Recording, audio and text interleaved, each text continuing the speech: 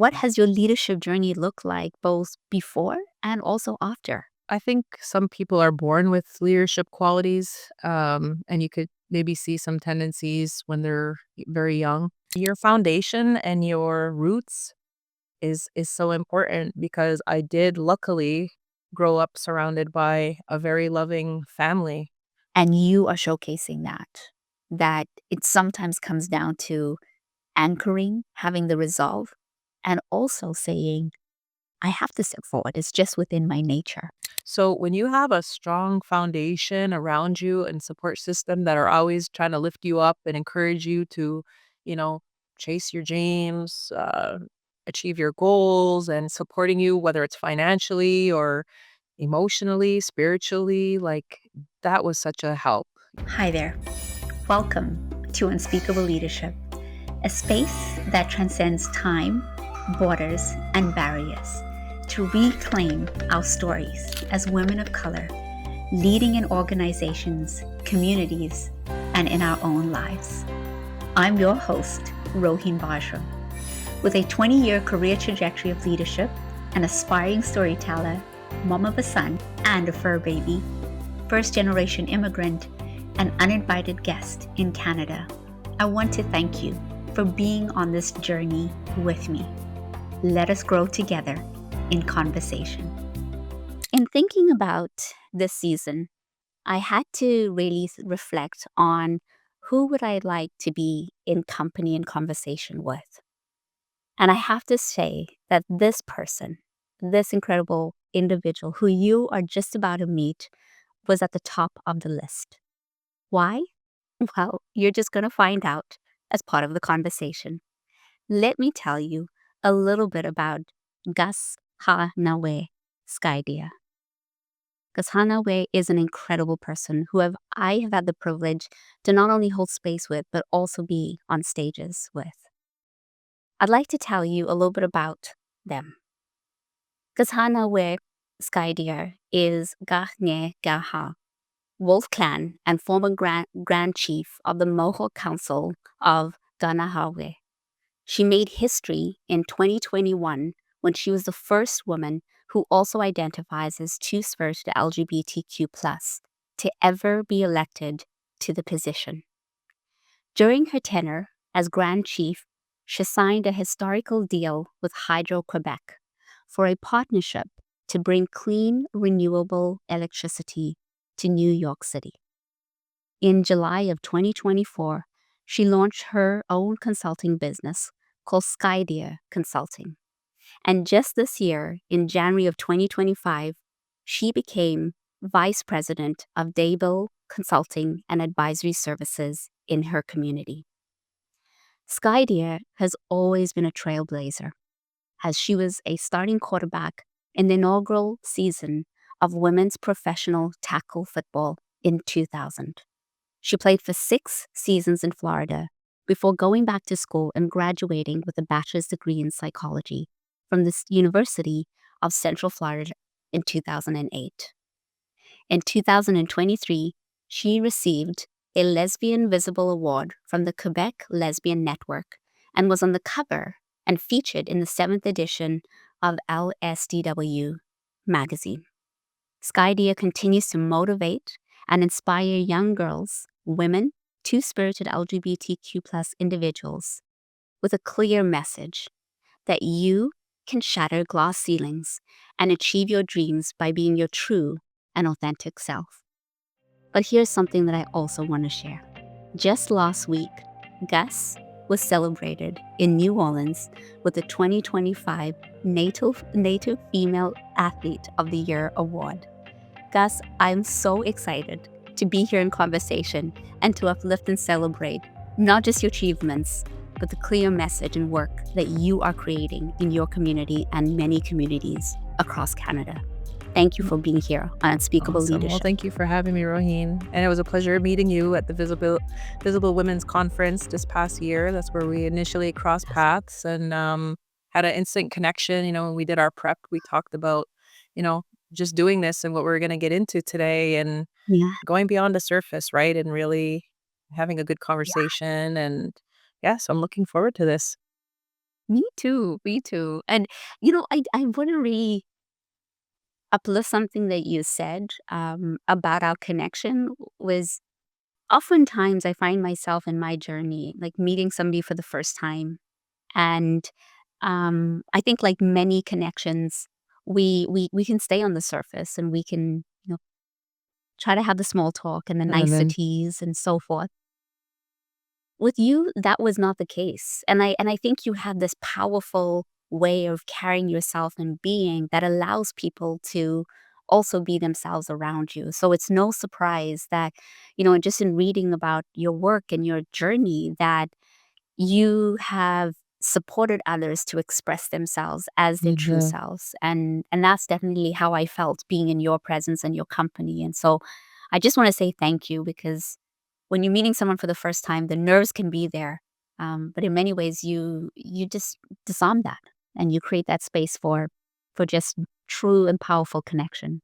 So thank you. Thank you. It's funny you mentioned that, growing up, I don't know what it was about people feeling comfortable just sharing, but I used to jokingly call myself the crypt keeper Mhm. because people would tell me secrets or stuff about themselves and just open up, and feeling comfortable sharing Yeah. really deep things about Yeah. themselves that maybe they wouldn't tell other people. So I thought maybe in life my calling was Mhm. going to be like a psychologist or a therapist or, something along those lines. And I did study psychology actually. And I really liked learning about, people and development and nature versus nurture and all those things that make people who they are. And maybe it really helped me in my role Mhm. as in leadership as Grand Chief and Council Chief because, you realize in community, especially First Nations community, we have a lot of hurt people that have been through a lot of trauma, multi-generational trauma and the stuff they carry around and to not take things personally, I guess, when you're in that role and you're an easy target, right? And people are angry and they're frustrated with Mm. maybe the reality that they're living in. So, they always cast their stones and I'm the easiest target or I was the easiest target. So to try to not take things personally and try to let things slide and realize that everybody has their own story, the things that they're going through, what they're suffering from, and to try to be more gentle and kind and yeah, so it definitely helped, I think, Mhm. along the way, let things slide. Mhm. Absolutely. And I really want to say thank you. Thank you for taking us even like right away deeper into what does the weight and the responsibility of being a grand chief hold. And I think of that in terms of layers of different leadership roles and different titles that people um kind of embody, is that it's not always about the glory and the recognition. It's sometimes some of the deep meaningful work where you are the target of people's suffering, the target of people's anger. And so it takes a toll. It takes a toll on anyone who's in that leadership Mhm. capacity. I i can't help but be remiss without saying, Gus, I would love to start off with, what led you to become the Grand Chief? And what has your leadership journey looked like both before and also after? Mm, I think some people are born with leadership qualities, and you could maybe see some tendencies when they're very young. It's funny, I was actually having this conversation with, a friend of mine last weekend and how I started getting awards as early as being in elementary school. Just for having a good heart and being a good Mhm. person. So, like, I remember some of my classmates they were poor, right? Like, maybe their mom Mm. couldn't really provide, like, they'd come to school without any lunches, so I'd be like, "Well, get on the bus with me and come eat at my house," and just share food or whatever, and, of course, those kinda stories would get back to administration, and they would be, like, giving me these kind of, community service awards or recognition rewards, and I was like, well, why is this a big deal? Isn't this what people do? Like you're supposed to just be a good, Yeah. hearted person and take care of your neighbor or take care of your friends or Mm. whatever. And then come around like graduation time in grade 6, I remember getting multiple awards, like English, reading, math, sciences, Mm. French even. And then later on, like, this is not too long, maybe a couple of years ago, I ran into my former principal and she was like, "Well, Kahsennenhawe, we couldn't give you all of the awards, but really you would have gotten all of them." And I was like, "Really? Wow." And they wanted me to skip a grade, and not to toot my horn, but I was advanced as a young girl, and they wanted me to jump from grade 4 to grade 6, and my mother was like, "Absolutely not. You're not taking her away from, the friends she's already established and become close to and all of that." So that was a no-go. And then in high school, being the prefect or, I always like doing speeches and winning and then having to speak in front of the whole school. Like I was never afraid of public speaking. And then in sports, always kind of taking on those captain roles, being the captain of the soccer, captain of the basketball team, quarterback of the football team. Yeah. So it was always like a natural thing for me to be a leader. And then I Mhm. left the community at 20. I moved to Florida again to pursue that dream to play women's professional tackle football and was successful and became the starting quarterback and ended up staying out there. I lived 8 years in Florida before, returning or deciding to return to school because it wasn't paying like we expected, right? Women in sports, even like the WNBA up until recently wasn't getting the kind of equity and pay and Mm. so forth. So we were trailblazing a sport that had no feeder system. I mean, girls aren't playing football Mm. in college and so forth. So it was just women athletes from all different backgrounds who just love the sport and want to pioneer it and hopefully turn it into something one day. And so that's what we did. And there was just women from all over the world, really. I remember my center being from Japan and another woman, a linebacker, being from Australia. Then there was me from Canada. So yeah, and then women from all over the United States, and it was the greatest experience for myself. And once that ended and I graduated with my bachelor's in psychology, I moved back to the community in 2008 with my then girlfriend and stepchildren. And, we wanted to start raising our family back here in the community. So my first thing was, to try to go work in social services, right? So I did go to the local, Mhm. it's called KSCS, Kahnawà Sky-Deer Community Services, and the Mohawk word means they help them or they help each other. And I Mm. was turned away. I was Wow. told, "Well, a bachelor's degree isn't really anything, and until you can get, like, a master's or a PhD, then come back and see Mhm. us." So it kinda diverted my path and Mm. worked in a tobacco factory for about 9 months and then saw that the election was coming up, for the Mohawk Council, and, my friends and family and my circle, my tribe was all behind me. Is like, "Yep, go for it, do it, run." And I did, and I was successful, Yeah. so my political career started at 29, and for 12 years served in that role as a council chief until our Grand Chief at the time had passed away, suddenly, and Mhm. that seat was empty. And, my mom was kinda trying to talk me out of it. She's like, "It's gonna be a real challenge, you gay and Mhm. identifying, you're married," like, all these things, like, she was just worried about how the community was going to perceive me, how they were gonna treat me, how it would probably be harder for me as a woman, and at that, a gay woman. And I was like, I can't be I'm not that person, I'm not afraid, whatever's gonna happen is gonna Mhm. happen, I'm just gonna shoot my shot, and if I'm in, I'm in, and if Yeah. I'm not, well, then it's on to the next. And that so I made herstory by becoming the first, woman to hold the position in the community. And I guess it didn't matter, at that point of Mhm. identifying the way I do and being who I am. But 3 years later, I think it did end up biting me. So we'll talk about that. Mm. Yeah.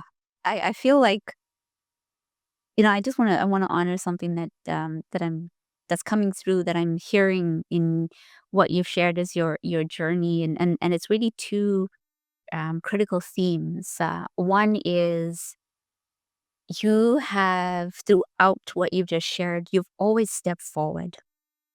And I say that with so much gratitude, because it takes courage to step forward and in some cases, step out of a lane that has been prescribed for um, what has been defined by society and sometimes cultures and big Mhm. systems as to this is how a woman should, act, how a Dress, woman should how our think, hair should dress, be.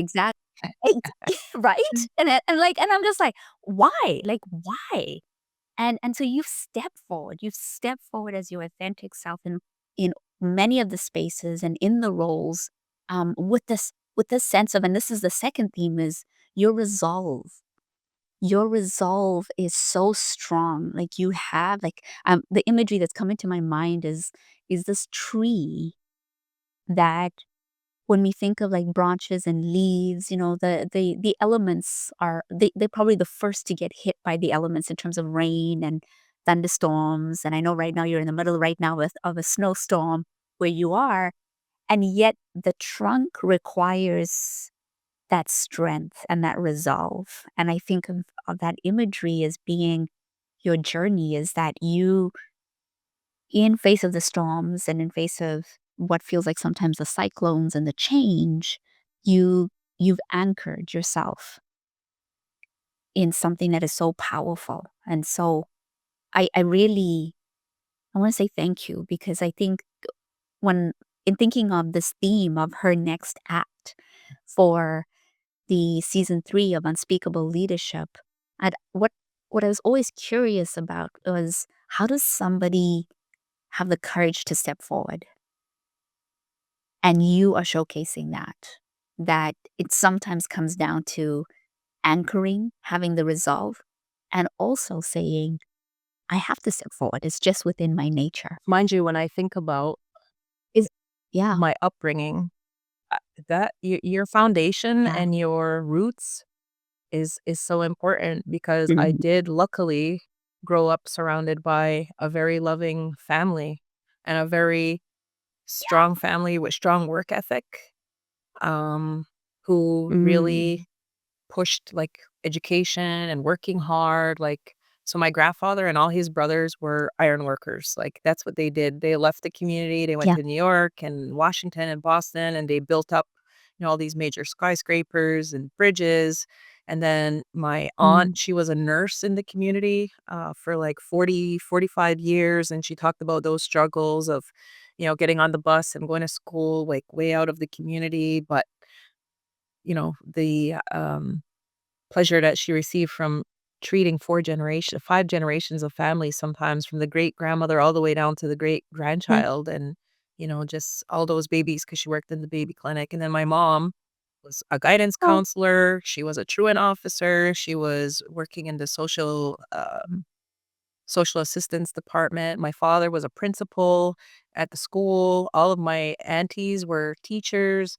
So when you have a strong wow. foundation around you and support system that are always Mhm. trying to lift you up and encourage you to, you know, chase your dreams, achieve your goals and supporting you, whether it's financially or emotionally, spiritually, like, that was such a help, like and I know some people Yeah. don't have that. They don't come from a strong family, and they Mhm. don't have those kind of supports, so I have to, give my thanks and gratitude to my families, to my both families, right? So, they were an inspiration as well, and yeah, Absolutely. so I think and then being grounded in my cultural beliefs, my spirituality.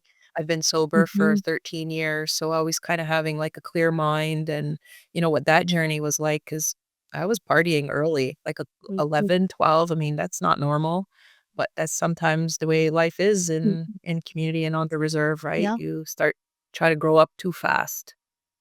And it's funny now we have Mhm. our granddaughter living with us, she's 16, and we're always trying to tell her, like, "Slow down."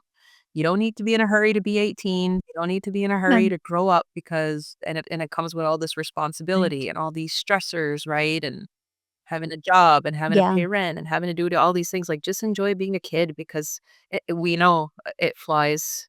It really does. And, Yeah. just pace yourself and enjoy the ride. Like, I've kind of taken this thing about life because I've seen a lot of people pass around me, even young people Mhm. to know that life is a Yeah. gift and, to take everything in stride and just, even the good, the bad, the ugly, everything in between. It all teaches you lessons. It makes you stronger, gives you resilience, builds character. Mm-hmm. It prepares you for the next thing that's gonna come along.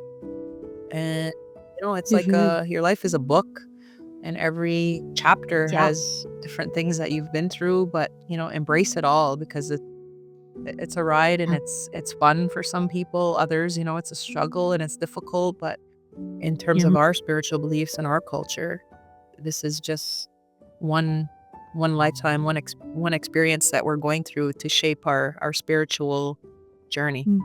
Thank you. I really, I'm taking to heart everything that you are sharing, because I think of sometimes when we're thinking of that next chapter, or in the case of the season, the next act. I believe we can sometimes stick to the really rosy stuff, the good Uh-huh. stuff, and the reality is that there's always a mixture, and that's what you just highlighted, is that there's the mixture of um, learning the lessons from the decisions that now you look back and you think, I could have made different decisions, but not, No not regrets. not no Right. regrets, exactly, and not making yourself feel like, I was a bad person because I did this, and this is sometimes what I think can happen when we don't see the holistic version of ourselves and the context and the culture and everything that had been happening. So I always appreciate, and I know you shared um, some really tough parts about your journey when we were in That conversation at the Visibility Women's Conference, and it was just hearing that level of honesty and vulnerability that, for me, highlighted the importance of many of us who are representing communities to share our story, so that the next generation or even the current generation recognizes that it's okay to be human, and that's what we are. I I can't help but, my curiosity. You ended us off on a bit of a cliff, and you said, as part of the election, you were elected as the Grand Chief, and then there was another mhm, election, and then you said to us, that's a whole nother story, which I'll speak to mhm, later. Can we go back to m'kay. that? Yeah, so I served one term as the Grand Chief. And it was a ride, I must say, like, from the get, like I said, because of, making history, it seemed like those first 3 months was Mhm. nonstop media interviews from external to the community, And right? Because, we're so close to downtown Montreal, major metropolitan city, so it was the hot topic, Mhm. right? And so that was a whirlwind, Right. and then right away, it just turned into travel, travel, travel. Even got the chance to go to Mm. Mexico and, be, guest of the president at the time, AMLO. I mean, now, there's a woman president, but I met her too because at the time she was the mayor of Mexico City, and it was, like, for 500 years of indigenous resistance. Got to do a speech there. Mm. And then, going and just being out, out of the community a lot. I remember that, and I remember getting criticized a Mhm. lot by the community saying, "Oh, the Grand Chief needs to be in the community more," and I'm like, "Well, there's 11 other council chiefs," It's not like I'm never in community, but what happens is there Mhm. always has to be a press release and a notification to the community that I'm going to this place, to that place, meetings in Ottawa, Right. meetings in Winnipeg, meetings in you name it, New York, especially Mhm. to get the hydro project over the line. It was a big deal, I had to go and Mm. convince environmental justice groups, the minorities that had been impacted by other um, infrastructure in the past and the way they were still using fossil fuels, nuclear power plants, to go and talk to them and say, here, there's Mohawk people that are involved in this project, and we can once we start doing things differently and thinking outside of the box, it can really make good things happen. So constantly being out of the community. So that drew a lot of criticism.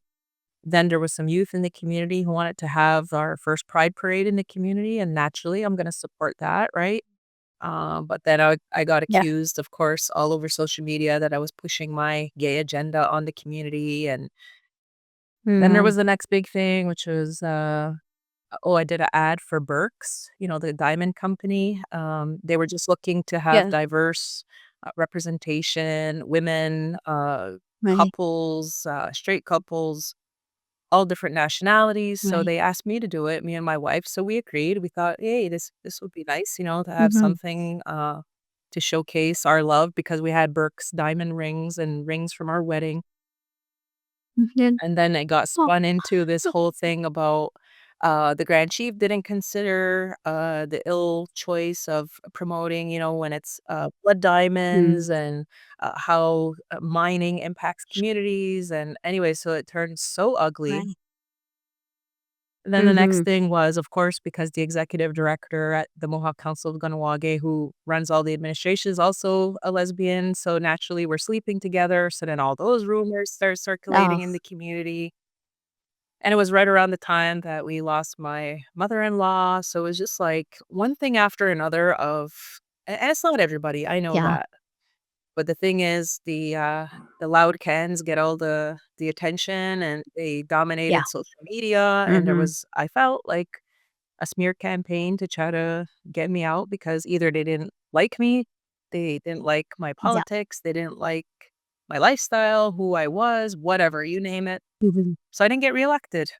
But for myself, I was Mm, kind of at the point where after going through all that, I was like, "You know what? Do I still wanna keep doing this?" Because people don't realize the impact it has on your kids, your yeah. family, your spouse, your mom, your dad, like, everybody sees in a small Yeah. town what's being written. And Yeah. when you're trying to make a difference, you're trying to do good, Yeah. and you're just constantly attacked and crapped on. It's like, "Is this worth it?" So I had to do a deep dive into myself and say, "What is it that's going to be my next act," kinda thing? 'Cause I after that, I didn't even really Mm-hmm. campaign hard. I was like, "If I'm gonna get reelected, it's gonna be on the merit of the work that I did and everything that I pushed to put our community on the map and make history, like, with the hydro deal." Like, it was significant. That was like a game changer for First Nation Mm-hmm. communities, and so Mm-hmm. I was like, "Alright, let the cards fall where they may."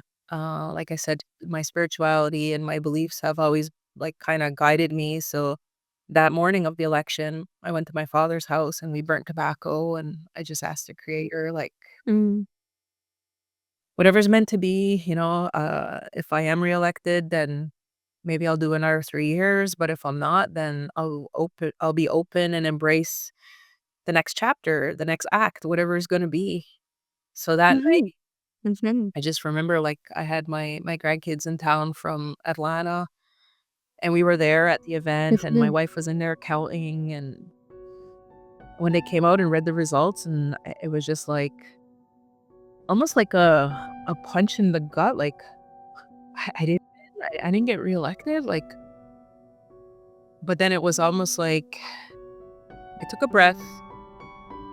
I walked around, Yeah. obviously, there was, all of the other candidates, the colleagues I had worked with for 15 years, just hugging people and coming to the realization that my life was about to change of everything that I had become used to and Yeah. accustomed to for 15 years, and I went to my best friend's house who was ready to throw me this big celebration party, and when I walked in and saw her, we Mhm. just both cried, like, she was like, "I can't believe it, I can't Yeah. believe it." I'm like, what can I say?" Like, this is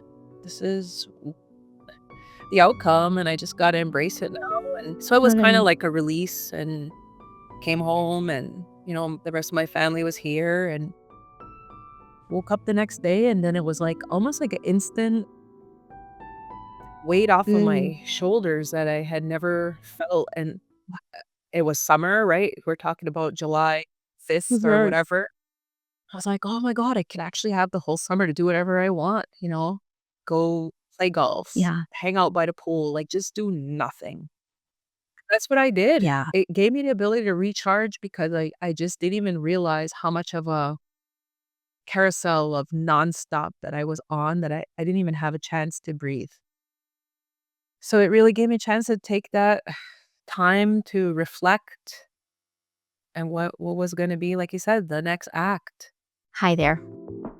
I have some personal news that I wanted to share with you. In early March of 2025, I was nominated for the YWCA Women of Distinction Award from an incredible organization, the YWCA Metro Vancouver. Their mission is to advance gender equity alongside women, families, two-spirit, and gender diverse people through advocacy and integrated services that help support the personal, collective, and economic well-being of each of these individuals. I'm truly honored to be nominated. Now, we need your support. You see, each nominee, all 105 women, I know, it's incredible, were asked to submit a cause that is meaningful and connected to their hearts, their businesses, and the impact that they want to leave through the Connecting the Community Award, one of the only awards that is determined by, you guessed it, an online vote. I have chosen to support gender equity. And if you pop on over to the link that I'll share with you, you'll see why. This is deeply meaningful work to me and aligned not only with this podcast, but with the movement that I'm hoping to create in redefining the faces of leadership. Now, if I win, Scotiabank will donate $10,000 to the YWCA in honor of this critical advocacy area. I hope I can count on your support. Now, how do you vote? Well, every 24 hours, you can go to the link on any device and cast your vote. It honestly only takes 3 seconds. You can do that every day until April 1st at noon. I really appreciate you considering my request. I want you to know it's not actually about me. It's about the many people for whom this money can make a difference. So, see what causes speak to you and cast your vote today. Thank you from the bottom of my heart for supporting me. Now, you know what? I created this amazing network. I know people all around North America, the world even, right? I've been outside of what we call Turtle Island. It's like, well, I'm just going to continue to do what I do, create impact in community, be a bridge builder, make connections, be myself, and let the cards fall where they may. Like, it was almost like exciting to not know, because that's what my kind of early 20s was all about, right? Like, nobody knows, nobody has a blueprint of where their life is gonna take them, and there's not a clear roadmap in terms of, you know, you're gonna go to school, you're gonna do this. Maybe people aspire to that, but like you said, life happens, things happen on that path that kinda divert you. Maybe you have a child, or maybe you move, or, you lose somebody close to you, and it just puts you, or your health declines, so you just never know, right? And so I took on till August 29th. I remember, because 29 is a very inspirational number to me, my football number. I was born on a 29, and August 29th was the Thanks. birthday of the former Grand Chief, who was kinda like, you know, he took me under his wing. He was always very encouraging and telling me that I was gonna be the next Grand Chief, and to just keep, doing what I do, and kinda showed me about business and economic development. And so it was on his birthday that I went to this, CCIB networking event in Montreal, and I was on a panel, and I launched, well, I had thought about naming it Sky Woman Consulting, because Sky Woman is, like, in our creation story. She was basically like the Okay. first woman spirit being who fell to earth and made creation. But then it was taken, so then I was like, "Alright, well, then I'm gonna launch Sky-Deer Consulting, because who there's not very many people who have my last name." And so that was the birth of that, and just been, learning along the way, like, what are my strengths? What are my weaknesses? What do I wanna focus on? Kinda creating some strategic partnerships along the way, like, you mentioned that I became vice president of Dable at the start of the new year, and they already had a team of, like, 17 other, consultants and support staff. So, and yeah, so just continuing to go out there. I like to do panels, I like to speak to youth, um, about the journey and to try to inspire them to, not be worried. Like, yeah, we don't, like I said, have this blueprint or a clear map, and just trust the process and follow, your strengths, and maybe even think outside of the box, and go outside of your comfort zone and try different things, because you never know what's going to be what sticks. Because I remember my grandmother telling me, "Well, what do you even know about politics? Like, how do you think you're gonna be a council chief?" And I was like, "Well, when you grow up in Kahnawà, you can't help but be political, because a lot of what we do and standing up for our rights and our beliefs and our jurisdiction and our sovereignty, and Yes. not thinking like everybody else, because we are different. We don't view ourselves as Canadian. We Yeah. don't view ourselves as Quebecers. We had our own nationhood long Mhm. before, Canada came to be and people came over those salt waters. So, you Mhm. know, that's also keeps me grounded in trying to ensure that the next generation keeps that kind of mentality and that fire and that fight. And And yeah, so it was I always aligned myself with the kind of portfolios and the work where I felt I could have the most, impact, and now Mhm. I get to continue to do that, but beyond the community, which is what I was already doing anyways. Because I know that so many other, Mhm. and it's not just First Nations, right? We have so many immigrants now in this Yeah. country that need to be educated about, well, who are the first peoples of this land and why are we different? Why do we have a distinct Mm. relationship with the crown or with Canada? Why don't we pay taxes? Yeah. And to try to change that narrative and Yeah. perception, we have a lot of stereotypes against our people, but until they learn about that residential school Mhm. experience and what we had in the '60s Mhm. scoop and, Indian day schools, Yeah. and no wonder why we have rampant, addictions, you know, people Mhm. are trying to mask all that trauma and all that pain and the stuff that they went through as children. I mean, Yeah. that's really, really harsh. Luckily, I didn't have that experience, and I think it's gonna take us a couple of generations to move beyond that so that our people can feel whole again. 'Cause there's a lot of people walking around that Yeah. they're empty. They don't have their Mhm. language, they don't have their culture, they don't know their Mm. ceremonies. They've been through atrocities and abuses that we don't even wanna think about. So how can you expect them to Mhm. be normal functioning humans, and then, a lot of them had children, but then they didn't know how to love, and they didn't know how to transfer that kind of, affection, 'cause they didn't have that growing up. So rough, rough Yeah. for our people. And until people Wow. understand that and, Well, realize that that was our reality, yeah, mhm. now we can start talking about, well, what does reconciliation look like? And reconciliation is, we need allies, we need people to help us along this journey and make a better future for our people. I'm sitting here, and I have to say, Gus, I'm like, you just took me, and I imagine those who are listening and watching, you took us through a wave of Mm. emotions. And I want to say thank you for doing that. Did you see how I much I had to fight the tears? Oh, I did.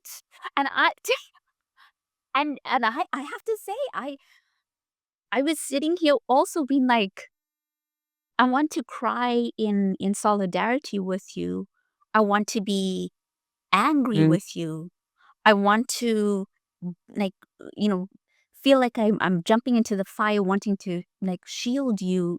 Like, it's the feeling that I'm getting in my body is like, it's like warm, it's hot, it's cold, it's fiery, it, it it's everything. And I'm saying that because what you are gifting us with in just sharing your journey and everything that happened in terms of a forced act, right? You were open to continuing to be a grand chief, and the action of the election stopped that. And and when you peel back for us what was happening prior to that, the attacks, the absolutely ridiculous claims and allegations, which I think so many women of color, so many Black women, Indigenous women, racialized women, when they are in leadership roles, Easy target. the amount of easy target, Like the amount of lies that get connected to how they express themselves, how they conduct themselves, how they think of themselves. Like it's like narrative upon narrative upon narrative of absolute lies and deception. And it takes courage to be grounded in sovereignty. And that's what you are Mm. sharing with us. Even when you think about what does reconciliation mean? What does the context of being able to say, we have to remember that we are the first people? Like when you just said that, I was like, that embodiment of sovereignty is so deeply powerful in what you're sharing with us today. And I'm so thankful because there are layers of connections that I can, as a Black woman, I can relate to with what you share, but there's also things that I cannot relate to. And yet there's a power for us to still find connection. It is truly through connection that I believe we can grow. And that part of that next act is us being in community with each Mhm. other. So I just, yeah, I'm so thankful. And I want to come back to, spirituality, because you've shared with us practices that you have gone back to. So I think of how you just shared, like on the morning of being able to, use tobacco as a ceremonial practice to be able to think about release. What other practices ground you in being a sovereign, incredible woman and leader? So for us, we have our cycle of ceremonies. We go to what we call a longhouse, right? I think, people go to church, they go wherever their places of worship. But for us, it's not a religion, it's a way of life. Because if you think of before we had grocery stores and, the modern world that we live in, we really depended on the natural world for sustenance and survival. So if the plants didn't grow, if the animals weren't plentiful and we couldn't hunt or fish or do any of those things, our survival would be compromised. So every ceremony that we do is tied to something naturally occurring. So in winter, Mm-hmm. we do what we call the midwinter ceremony. We stir ashes. That's our new year. So it doesn't coincide with January 1st or, Mm-hmm. bringing that in. For us, it's when the Pleiades constellation, the stars are at the highest point. That's how we know it's time to do the midwinter. And then they call all the people together and we go to two fires and we stir the ashes, and what that is a exercise of renewal and hoping that everything we've seen in the year before, we will see in the year ahead. And that's like our families, our relatives, again, like all those things that will happen in nature. So the first thing after that is the sap water in the maple trees. Yeah. We use that obviously for sweetener, but the water that comes out of trees and we would drink that just like that was our first antioxidant.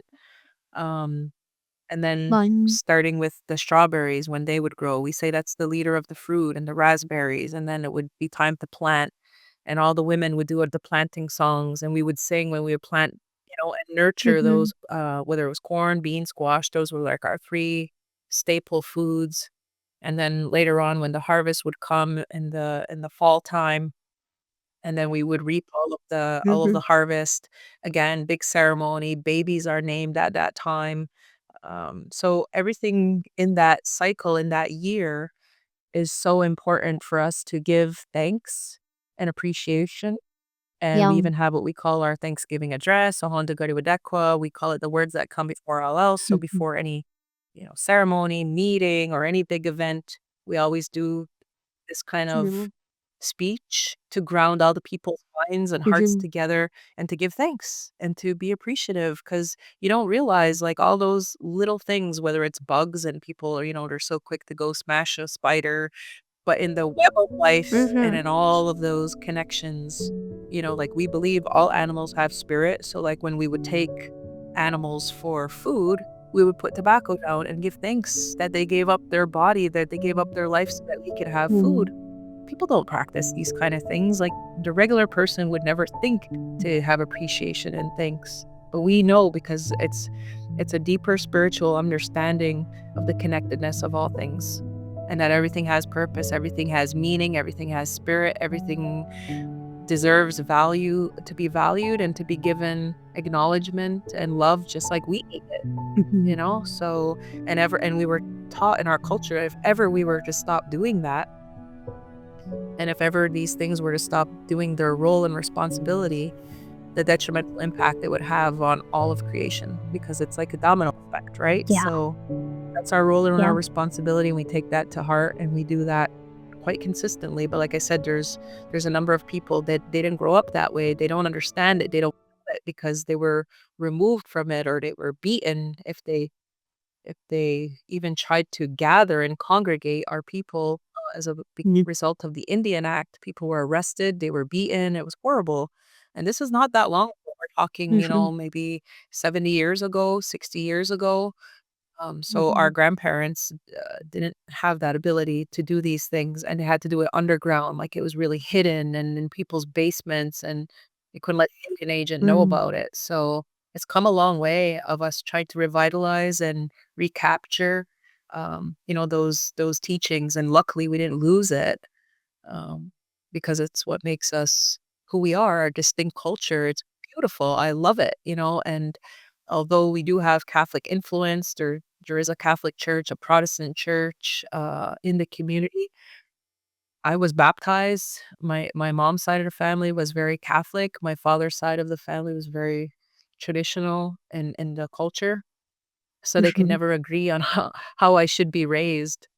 But I think it helped me Right. to have, both sides. So being a representative of the community, understanding that, you can't knock people for not knowing because of, our experiences and what we've been through and how people had been kind of segregated and removed from their ways forcefully. Then it's not their fault, and to Yeah. try to be more gentle and understanding, right? But it just never Mhm. resonated with me, like to go to church on Sundays, like when you're trying to connect with that higher being or spiritual power, it Mhm. wasn't there for me. It was when I was in Longhouse and in ceremony that I really felt a connection, and it moved me. So everybody's different, and that's why I said you have to respect everybody's choices and how they want to exercise, I guess, their beliefs and their spirituality and their connection. Mhm. Some of them had none, right? Like, I joke with my mom, I say, "You're Yeah. an atheist, you don't believe in anything." But because for her, it was difficult growing up and being Yeah. forced to do Yeah. something that she didn't like, so she kinda just turned off Yeah. from everything and doesn't wanna reconnect, and she's okay with that. Mhm. Everybody's different. Really, I think you really captured it in terms of making that choice and having that consent to carry yourself in this life in a way that feels right. And I think of something that you shared earlier, which I truly appreciate, is you uplift that there are different um that since time immemorial, and also everything that has happened with colonization and everything that has happened with residential schools, there's still a lot of work to be Mhm. done with truth and Mhm. reconciliation. And you also hold in that same um, acknowledgement that there are people who have come here through migration pathways or immigration pathways, and that there is a responsibility to be able to understand the history and to be able to understand positionality of those individuals in the context of where we are here in Canada. And so I say that because what I'm also hearing you say is, for many of us, um, there is an opportunity for us to tap into our ancestral wisdom and to think about why the practices that our ancestors would engage in was a way of them trying to live in a way that was more authentic and aligned with who they were, and not what was forced Mhm. upon them. And when I think of leadership, where you shared with us that when you lead, and often for women of color, the leadership is treated or seen as different, that the rituals and the practices that allow you to be grounded in who you are is what will serve you in your leadership. And I thank you.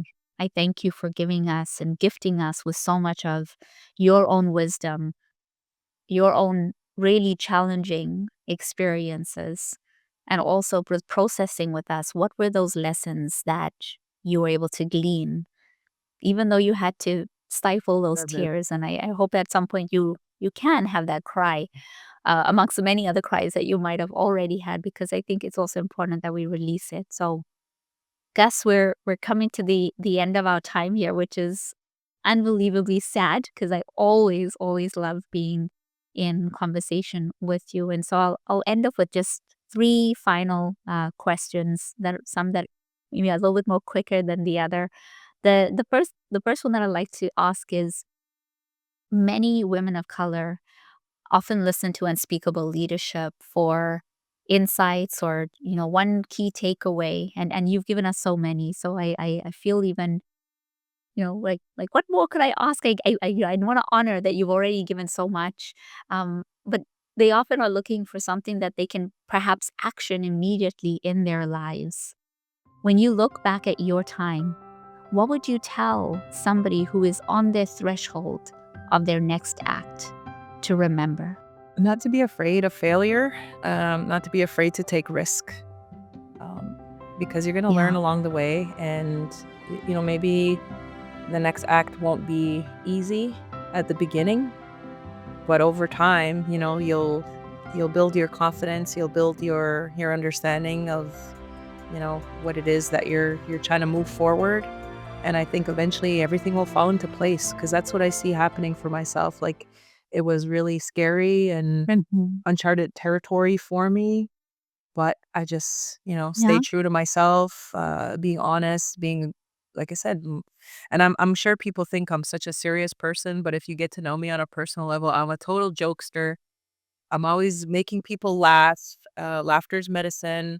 And relating to people, connecting with people, like we said, has at forefront has been kind of my strength and my ability to connect with men, to connect with women, whether it's through sport, just talking about the things that I'm passionate about. And then things just kind of open up and present themselves to me in a way. And I have honestly believed that it's because as well of my spirituality and my belief in creator and always giving thanks. And we see that all the time on TV, whether it's on the Grammys or athletes. First and foremost, they always thank God. I believe that there's a creator and there's maybe even spiritual beings, whether it's my ancestors, but I know there's something looking out for me, because the universe always just presents me with such amazing return and opportunity and abundance. And I'm just so thankful for that. Thank you. Thank you so much. And thank you for that beautiful way of being able to say that people have your back. And I think that's always a great reminder for anyone who wants to step forward, as you have done multiple times in your leadership journey. Gus, I often ask a random question, and so here it comes. If you could go to any concert, what concert would you want to go to?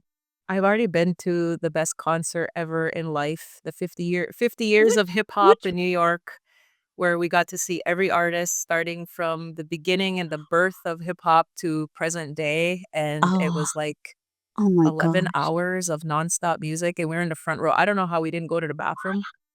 We just never moved. We never moved. So that was, to me, the most highlighted concert I've been to. But before that, it was Mary J. Right. Blige. That woman, just her Oh music can gosh. connect with you on a level like no other. Yeah. So, and I met her. We did the meet and greet. So I've already kind of met everybody that I needed to or wanted to in music. So pretty cool. That's amazing. 11 hours of hip hop. Oh my Crazy, gosh. right? Now, do they have that concert No, it was it's one probably time. It was a like a one-time thing. If you weren't there, you missed it, like Woodstock.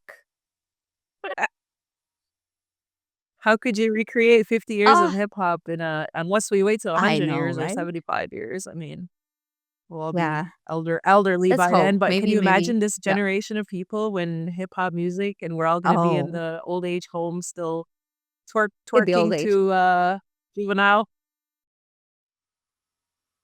Oh, Why right. not? Why not? We can do it. We can. 100%. My friends and I always I joke love about it. what it's gonna be like when we're all old and in retirement homes and the music we're gonna be still listening Yeah, to, and yeah, it's crazy. Good times ahead.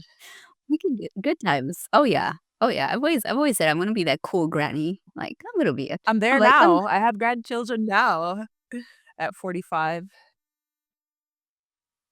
I love it. I love it. Gus, I often give space to those who come on Unspeakable Leadership to offer something for the listeners and the viewers, a call to action, and wanted to check in with you. What would you love our listeners and viewers to take you up on? Hmm. Make a connection with the First Nations community or a tribe, wherever you're from. I think Nice. still a lot of stigma that you're not welcome, or do you have a friend that's First Hmm. Nation or from a tribe? Venture out to meet somebody and know somebody who comes from a community, because you'll get to see we're we're we're different, but we're the same as everybody else. You know what I mean? And I think that's where Yeah. I'm in trying to be that bridge builder and connection to people in my travels and so forth. I always ask people that. Do you know anybody who comes from community? Because we tend to be in our own little silos, Hmm. right? And a lot of times, people just never had the opportunity. But once they do, they're like, "Oh, yeah, I remember I met these people, from this community or this nation, and they were the best people I ever met." And I think that will ring true for you if ever you have the opportunity to cross paths with tribal First Nations people, and you'll see that, like I said, we'll connect with you on a level that's probably deeper, um, and maybe educate a little bit about our experience, our worldview. And my dad always says that indigenous spiritual knowledge of this land is uprising now, and it's our responsibility to teach people, because maybe they'll think differently, they'll see differently, and they'll act differently as it pertains to our natural world and the environment and what we're doing with overconsumption. And the planet is in dire straits right now, so we gotta And do our part. absolutely. Thank All you. right. Well, Thank you for that gracious offering. And Gus, thank you for being here on Speakable Leadership. It's been a pleasure. absolutely. Well, thank you for inviting me to be here, and hopefully I inspire some people out there listening in on our podcast. And you could find me on LinkedIn. I will eventually make my new Instagram page, since I got hacked on my last one, so people can stay Oh, connected. oops. All right. Absolutely. Ah, I hate it when that Right. happens, but I'm grateful that you will be still in the social media space and where people can connect. Absolutely. All right. Well, Take thank you care. very much. Take care. Hi there. I have no doubt that you enjoyed the conversation that Gus and I had. And sometimes technology isn't always on our side. But even given that, I do still believe that you were able to hear the power behind what Gus had to share. I've had some time to think about our conversation and process a lot. And what's really come up for me is the power of daily practices and how much that can come from the ancestral, cultural, and sometimes places that we've come from, even when we're not still there. These layered approaches help us maintain a sense of well-being and also allow us to stay grounded. And when we integrate these practices into our lives, I think of how important they are in that moment of before and after the transformation. It's in that space in between that I hope you can remember how important your daily practices are, so that when each and every one of us emerge on the other side, it will be because we're also anchoring it in how good our practices can serve us. Now, I often think, what are you thinking? What is coming up for you? So let me know by popping on my YouTube, sending me a message on LinkedIn or on Instagram. I would love to hear from you. Thank you.